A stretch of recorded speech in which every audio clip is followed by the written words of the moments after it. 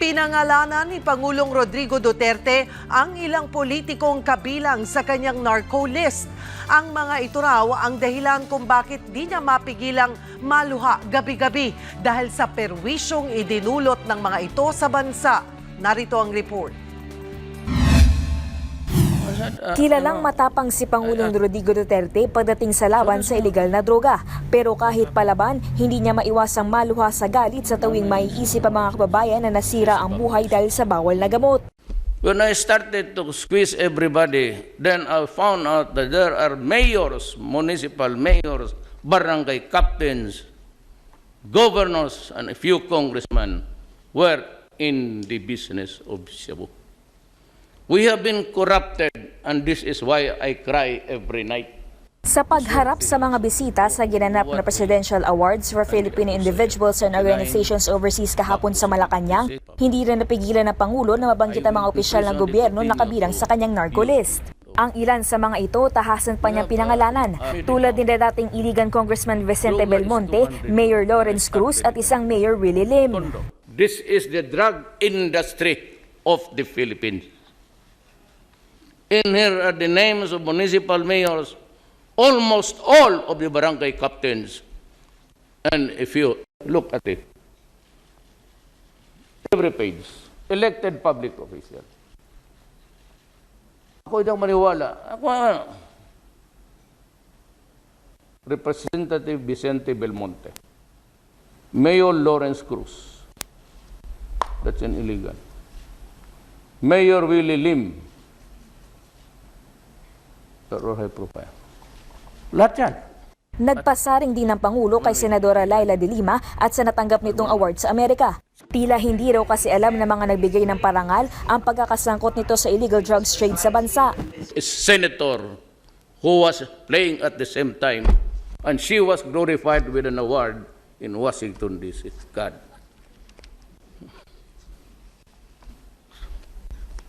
Then I should know very well. They have to investigate. Hindi rin nawala ang usapin ng illegal na droga sa pagharap ng Pangulo sa awarding ng Outstanding Government Workers. Imbes na tutukan ng mga batikos, mas pinagtutuunan daw ng pansin ngayon ng Pangulo ang magandang epekto ng kampanya niya kontra illegal na droga. Gaya na lang ng pagtaas ng presyo ng shabu dahil sa kakulangan ng supply nito, bunsod ng walang humpay na mga operasyon para balansag ang mga drug syndicate. Now, how much are we spending for this industry? How much are we spending? At noon, ang presyo mura pa 200. That is one day, 200 yan. Yan, trabahante. One month, magkano yan? 6,000? Tapos, times 3 sa taon na to. Times 3, that's 8 billion a month. In 1 year, that's 216 billion industry. Ganon kalala. Dahil sa war on drugs ng Pangulo, napilitan na raw ang ibang sindikato na mag-iba ng racket. Pati ngayon yung iba, kasi mahal na ang droga, wala na, balik na naman sila. You know these guys?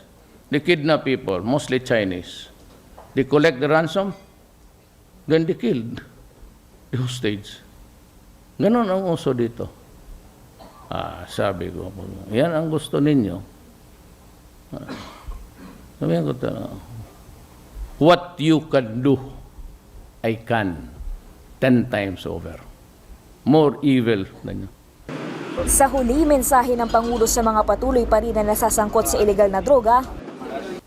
Hintuin lang ninyo yung droga. Good na tayo. Gusto ninyong mamatay, pumasok kayo sa droga. Yan lang. Lucci, ilan nga doon sa mga pinangalanan ng Pangulong Duterte na mga opisyal na bahagi ng narco list mga dating opisyal ng iligan. Ang pagpapangalan niyang ito ay ginawa niya sa harap ng pagpapakita niya kung gaano kakapal yung talaan niya ng mga pangalan na sangkot sa drug trade. Ladies and gentlemen, President Rodrigo Sa harap ng 23 presidential awardees, 3 opisyal ng gobyerno ang pinangalanan ng Pangulo. Ito ay sina dating Congressman Vicente Belmonte, Mayor Lawrence Cruz at isang Mayor Willie Lim. Ayon sa Pangulo, gabi-gabi siyang naiiyak dahil sa dami ng mga nasa listahan. Ang ilan nga daw nakasama sa talaang ito ay mga barangay officials at meron pa nga daw opisyal na kamakailan lang pinarangalan pa sa Washington.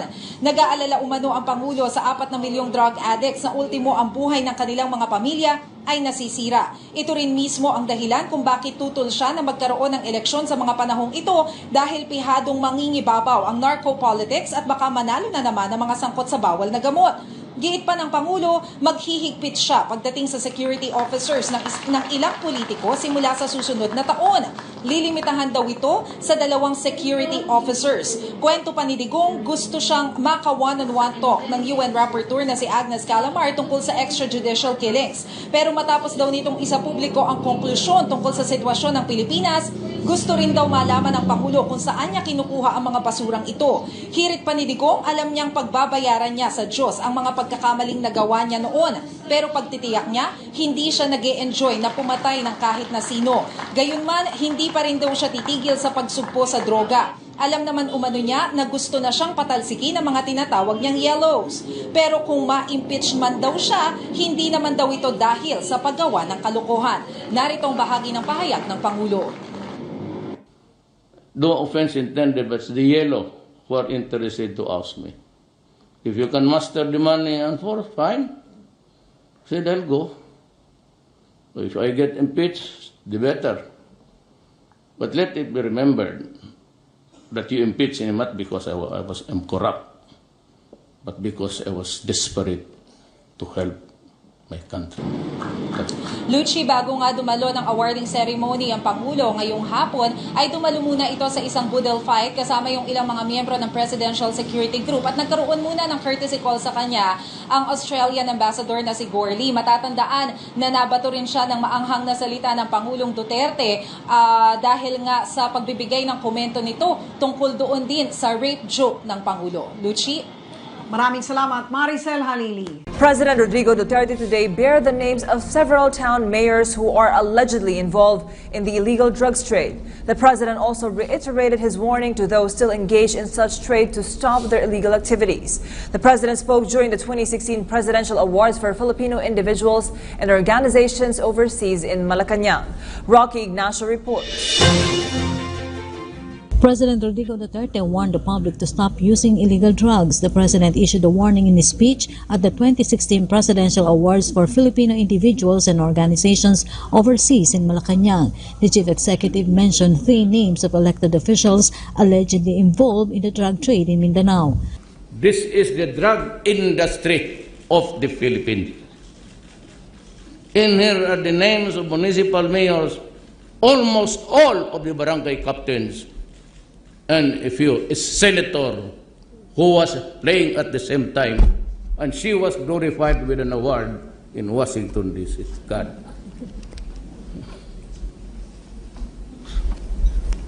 Then I should know very well.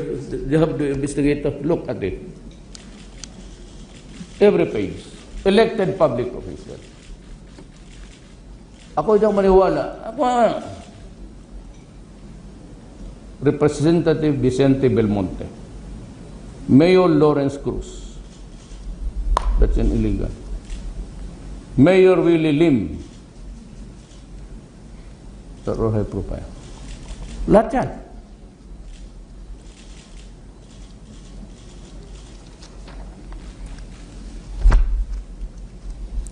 This is my problem. The president admitted of crying and having sleepless nights because of the perennial problem on illegal drugs. We have been corrupted, and this is why I cry every night. This is the drug industry of the Philippines. In here are the names of municipal mayors, almost all of the barangay captains, and a few, a senator. President Duterte also denied that the government is behind the killings amidst anti-drug campaign. The president questioned UN Special Rapporteur Agnes Calamar's report of alleged human rights abuses in the country. And so I warned everybody, stop drugs, I'll kill you. You want to stay alive? Stop drugs. You want dead? You want death? Oh, go on with the drugs. Simple mo lang yan. You know, until the last pusher is out of the streets in my country, and until the biggest or big drug lords are killed, this campaign against drug will continue to the very last day of my term. President Duterte added that the Filipino people gave him mandate to end illegal drugs in the country. He said there is a move to oust him through impeachment, but the president assured he will be impeached not for corruption but for his desperation to eradicate operations of illegal drugs. No offense intended, but it's the yellow who are interested to oust me. If you can muster the money and force, fine. Said I'll go. If I get impeached, the better. But let it be remembered that you impeached me not because I'm corrupt, but because I was desperate to help my countrymen. That's the vote. Thank you. Meantime, President Duterte honored 23 distinguished and outstanding overseas Filipinos and foreign-based organizations in Malacanang. The presidential awards have 4 categories, namely the Lingkod sa Kapwa Pilipino, Kaakibat ng Bayan, Banaag, and Pamana ng Pilipino Awards. For PTV News, Rocky Ignacio.